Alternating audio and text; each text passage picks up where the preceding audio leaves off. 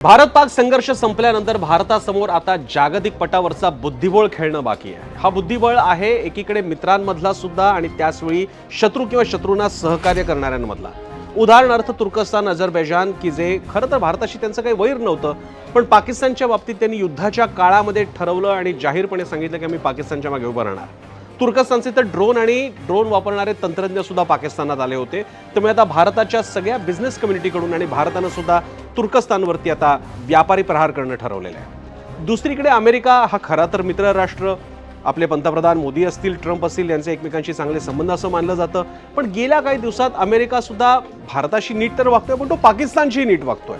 दुसरीकडे कतारमध्ये असताना अमेरिकेचे राष्ट्राध्यक्ष ट्रम्प म्हणतात की टिम कोकला सांगितलेलं आहे की आता भारतामध्ये ॲपलचे उत्पादन बनवायला नको। या सगळ्या पार्श्वभूमीवर आता या जागतिक व्यापार पटलावरचा बुद्धिबळ कसा रंगणार आहे, भारताचे कोणते डाव असू शकतात, असायला हवेत, यावरती असणारे आजचा 0 ओव्हर रात्री 7:56 फक्त एबीपी माझावर नक्की पहा।